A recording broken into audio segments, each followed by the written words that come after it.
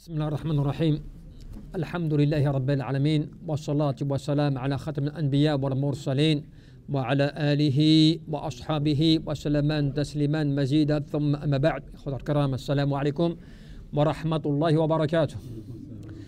ولهذا كان من أفضل ما يسأل رب الإعانة على مرضاته.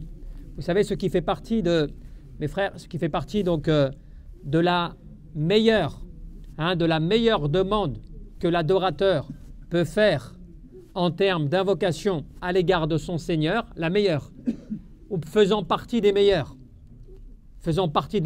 demandes que tu puisses faire à Allah subhanahu wa ta'ala, eh bien c'est le fait que tu lui demandes l'assistance, le fait qu'il t'aide ou qu'il t'assiste dans le fait de son agrément. وهو الذي علمه النبي صلى الله عليه وسلم يعني لحبيبه معاذ ibn Jabal radhiyallahu anhu. Et cela a été ce que le prophète Mohammed alayhi salatu wassalam a enseigné à celui qu'il a aimé, un de ses compagnons qui s'appelait Mu'adh ibn Jabal radhiyallahu anhu. Il lui a conseillé une chose faisant partie de ce qui était le meilleur à demander à Allah azza wa jal pour obtenir l'aide quand on fait de son agrément. Et donc, il lui a dit quoi? Qala ya Mu'adh. Donc, il s'adresse à son compagnon. Wallahi, il jure par Allah Azza wa Jal. Donc, on parle du prophète Mohammed alayhi salatu wassalam qui prend Allah subhanahu wa ta'ala à témoin d'une chose qu'il va dire à son compagnon. Wallahi, inni la uhibbuk. Certes, par Allah, je t'aime. Je t'aime en Allah. Imagine un petit peu l'éloge, le statut de ce compagnon qui reçoit l'amour du prophète Mohammed alayhi salatu wassalam. Et il lui dit, et cela pourquoi à votre avis? Il y a dans cette façon d'interpeller, dans cette façon d'attirer l'attention, eh bien, une forme d'éducation, une tarbiyah, tu vois, une éducation, c'est-à-dire que lorsque toi tu interpelles une personne en commençant par le fait de lui apporter une certaine éloge ou bien une attention particulière, comme quand tu dis à ton enfant, par exemple, « Oh mon fils, je t'aime tellement » ou « Oh mon fils, je souhaiterais te faire part de cet amour que j'ai pour toi » et ainsi de suite, eh bien, avant même que tu lui demandes ce que tu veux lui demander, eh bien, tu attires son attention par le fait de ce que toi tu lui transmets, de ton cœur, de tes sentiments. C'est une éducation, cela aussi. Et donc, le prophète, il interpelle son compagnon qu'il aime en lui disant par Allah, Ya Mu'adh, je t'aime, Wallah subhanahu wa ta'ala. Et il lui dit, Fala tansa, an taqula, dubara kulli salatin. N'oublie pas de respecter après chaque prière obligatoire. Et donc de répéter, de dire, n'oublie pas de dire après chaque prière obligatoire que tu fais, n'oublie pas de dire cela. Allahumma a'inni ala dhikrika wa shukrika wa husni ibadatik. Donc cette invocation, déjà en elle-même, elle contient, en réalité quand tu réfléchis sur le contenu de l'invocation, tu te rends compte qu'elle réunit trois grands piliers. Le fait de savoir te rappeler d'Allah, que tu n'oublies pas de te rappeler d'Allah. 2, d'être reconnaissant à l'égard d'Allah. Et 3, d'exceller dans ton adoration à l'égard d'Allah. Donc, j'aurais tendance à dire, lorsque l'adorateur d'Allah Azza wa Jal, il arrive à ne pas oublier Allah, à être reconnaissant à son égard et à exceller dans l'adoration, il a tout gagné. Qu'est-ce que ce bas monde peut t'apporter de plus quand toi tu fais partie de ceux qui se rappellent Allah, qui sont reconnaissants et qui excellent dans l'adoration? Comme quand Allah Jalla fi'ala dans Surat Al-Baqarah, il te le dit, Fadhkuruni adhkurkum. Tu vois? Rappelez-vous de moi et je vais vous mentionner. C'est-à-dire, rappelez-vous de moi et je vais ne pas vous oublier. Ibn al-Qayyim disait, juste ce verset, il suffit pour te rendre compte de la grandeur du rappel d'Allah. Juste ce verset, il suffit. Il te suffit ce verset.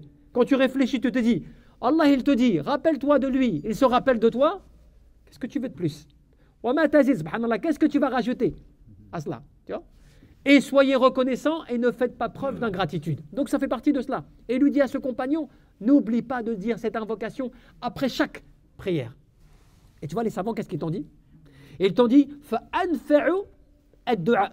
C'est une dua qui fait partie des plus utiles, la plus utile des invocations. طلب العون على مرضات الله وأفضل المواهب إسعافه بهذا المطلوب. Cette invocation, elle fait partie des meilleures. Pourquoi? Parce qu'elle est la plus bénéfique pour toi afin d'obtenir l'assistance d'Allah dans le fait d'avoir son agrément. Parce que lorsque tu as l'agrément d'Allah, c'est une vie de bonheur.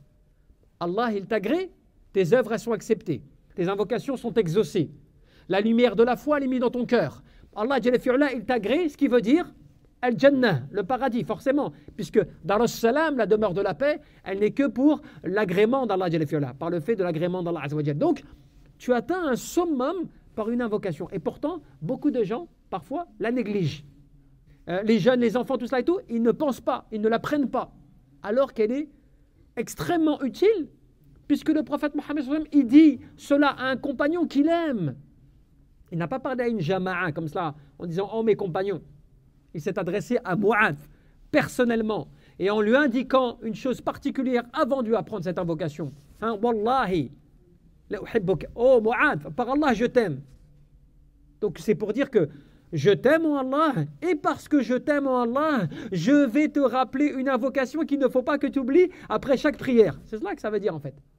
Parce que je t'aime, et parce que je te veux le bien, et que je te souhaite le meilleur, donc je vais t'apprendre une invocation qu'il ne faut pas que tu oublies. La tansa. N'oublie pas cela. Et je peux vous garantir que ce compagnon, jusqu'à sa mort, il n'a pas oublié cette invocation. Forcément. Tu vois? Parce que celle-ci, elle te réunit l'essentiel. Par le fait que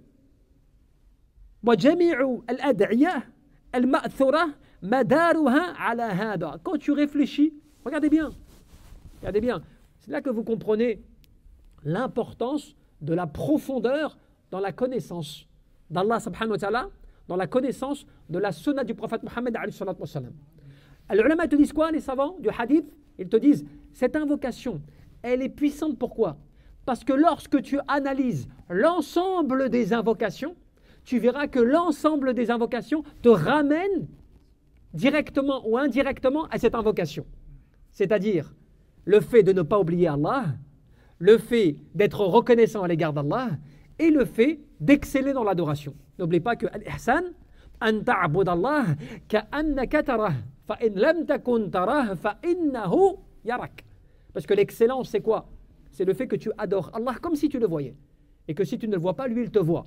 Donc, quand tu demandes à Allah Jalla fi'ula qu'il t'accorde ou qu'il t'assiste au fait d'avoir l'excellence dans l'adoration, c'est de lui dire « Oh Allah, accorde-moi que mon cœur soit concentré dans ton adoration, au point que je fasse partie de ceux qui t'adorent, comme s'ils te voyaient. » Tu vois, c'est cela, l'excellence. « Inna Allah yuhibbul muhsinin » Allah Jalla fi'ula, il aime ceux qui font preuve d'excellence ou de bienfaisance. « Fa'ahsin kama ahsanallahu ilayk » et excelle comme, ou soit bon, ou soit bienfaisant, comme Allah Jalla fi'ula a été bon ou bienfaisant avec toi, comme dans le verset coranique. Et donc, on te dit que, quand tu réfléchis à cela, وَهَذَا دَفْعِ مَا يُبَدُّهُ وَعَلَى تَكْمِلِهِ وَتَيْسِرِهِ أَسْبَابِهِ فَتَأَمَّلْهَا. Cette invocation, en plus de cela, quel impact elle a? Elle a le fait qu'elle te protège, qu'elle t'éloigne de tout ce qui pourrait te causer du tort. Comment cela? Le fait de demander Allahumma a'inna ala dhikrika wa shukrika wa husna ibadatik. En quoi celle-ci me protège aussi? Eh bien, elle me protège quand Allah Jalla fi'ala t'accorde l'assistance, al-isti'ana. Tu vois, l'assistance, eh bien, forcément, cela veut dire que Allah, il te protège de l'oublier. Allah, il te protège d'être ingrat. Allah, il te protège de ne pas exceller dans ton adoration. Donc, il te préserve de ces mots-là. Quand Allah, il t'accorde forcément de ne pas l'oublier, d'être reconnaissant et d'exceller dans l'adoration, c'est que forcément, il te préserve de son opposé. Alhamdoulilah, c'est cela le bienfait de cette invocation. Elle n'est pas simplement que tu obtiens l'assistance. L'assistance d'Allah Jalla fi'ula, elle consiste à quoi? En quoi consiste le fait que dans ta sourate, fi surat al-Fatiha, que tu dises à chaque fois, tu vois, Iyyaka na'budu wa iyyaka nasta'in. Cela veut dire, oh Allah, c'est toi qu'on adore, donc tu viens à l'excellence de l'adoration. Mais c'est à toi qu'on demande l'assistance, l'aide. Mais pourquoi? Pour t'adorer, pour me dévouer à ton adoration, pour être sincère et que surtout tu m'accordes ton agrément. Donc cela veut dire que lorsque tu obtiens l'exaucement de cela, cela veut dire que tu obtiens la protection de ce qui s'oppose à cela, c'est-à-dire à tout ce qui peut être bon ou le bien que tu ne peux pas atteindre. Tu vois, Allah, il te permet de l'atteindre. Tout ce qui peut faire que ça va te causer du tort dans ta vie de tous les jours, Allah, il va t'en préserver. Pourquoi? Parce qu'il t'assiste. Parce qu'il te protège par le fait qu'il t'accorde son agrément. Et c'est comme cela que on te dit, l'islam, Ibn Taymiyyah, le grand savant, il te disait quoi? Il te disait, ta'amaltu anfa'a ad-du'a fa'idha huwa su'alu al-'awn ala mardatillah. Il dit, j'ai médité et j'ai réfléchi à l'invocation qui était la plus utile. J'ai réfléchi et médité à l'invocation qui était la plus utile. Et j'ai pu me rendre compte que celle qui était la plus utile était celle de demander à Allah al-aoun, l'assistance par rapport maradatillah, à l'agrément d'Allah. Encore une fois, donc tu reviens à cela. Le fait de demander à Allah qui t'accorde son agrément, qui veut dire le fait qu'il t'accorde que tu ne l'oublies pas. Parce que attention, l'agrément, qu'est-ce que cela veut dire? Cela veut dire quand tu as l'agrément, tu as donc al-qaboul, les œuvres qui sont acceptées. L'agrément d'Allah Azza wa Jal fait que Allah, il ne fait pas que tu sois min al-ghafilin, parmi les insouciants, parmi ceux qui l'oublient, tu vois, parmi ceux qui sont yani fil kasal, dans la fainéantise, la paresse. Allah, il t'éloigne de cela, tu vois. Allah, il te renforce dans ta foi, il t'augmente ton adoration.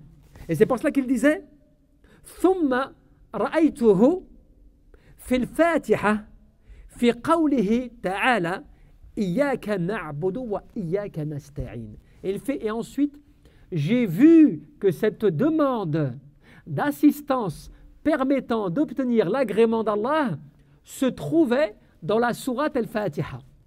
Et plus particulièrement dans ce verset. Iyyaka na'budu wa iyyaka nasta'in. Alors que nous, tu vois, on le dit, on n'a pas l'impression qu'on dit ou qu'on demande quelque chose de particulier. Pourtant, les savants ils te disent, mais ce verset, quand tu le dis avec sincérité, eh bien cela veut dire que tu nies toute autre divinité en dehors d'Allah. Donc cela veut dire que tu exclus de toi al-kibr, wa riya, wa sum'a.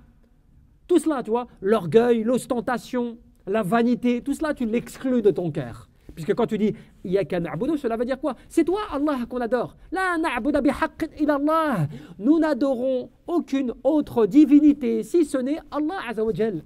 Donc c'est le tahqiq par rapport à cela de « La ilaha illallah ». Et quand tu dis « C'est à toi qu'on demande l'assistance », le soutien, cela veut dire « Oh Allah, donne-moi la force de pouvoir t'adorer et de faire tout ce qui va être bon que tu vas accepter et agréer. » C'est comme ça que les ulama te disent al-ibada, l'adoration d'Allah Azza wa Jal, ismu jami', c'est un nom global. C'est pas simplement l'adoration, tu dis oui, j'adore Allah. Non, c'est un mot global. Ismu jami' li kulli ma yuhibbuhu Allah wa yarda min al-aqwal wal a'mal adhahara wa batina. L'adoration d'Allah, c'est un nom qui englobe l'ensemble de ce que Allah il aime et il agrée, en parole et en acte, apparent ou caché. Donc cela veut dire quoi? Imagine, tu te retrouves à ressentir et avoir un sentiment au fond de ton cœur que ce que tu fais est agréé par Allah, ou que ce que tu fais est aimé par Allah, ou que tu sens que ce que tu fais est une bonne chose. Tu vois, tu sens que tes adorations, tu sens que ton comportement, tu sens que tes efforts, eh bien, sont une bonne chose qui te rend heureux spirituellement. Eh bien, attention, ce n'est pas que cela, ce n'est pas qu'un sentiment. Cela veut dire que Allah peut-être a mis dans ton cœur l'agrément. Qaboul, tu vois, l'agrément, l'acceptation. Tu te sens bien à adorer Allah. C'est un sentiment que Allah il place dans ton cœur, qui te rend joyeux, qui te rend satisfait, qui te rend dans l'agrément de ce que tu fais déjà pour Allah, et qui veut dire quelque part que Allah il accepte. N'oublie pas, quand tu as envie de l'invoquer, quand tu as envie de l'adorer, quand tu te sens fort à augmenter tes adorations, à lire le Coran, tout cela et tout, ça ne vient pas que de toi.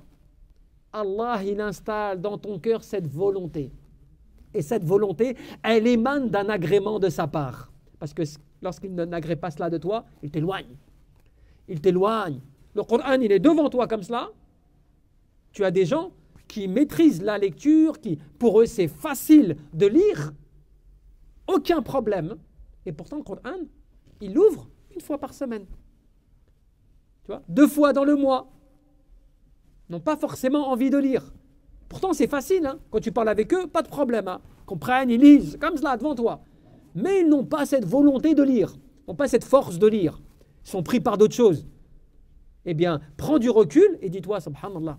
Tu vois, c'est pas une question de je sais ou je ne sais pas. Est-ce que Allah, il m'agrée? Qu'il fasse que j'ai envie. Et tu as des gens qui n'arrivent même pas à faire 10% de ce qu'il fait, et pourtant, tu les vois, ils sont tout le temps en train de faire des efforts. Toute la semaine, ils sont là en train de faire des efforts. Tu vois, ils luttent, font des efforts, ils sont intéressés, s'interrogent, ils interrogent, ils sont dans l'effort. Subhanallah.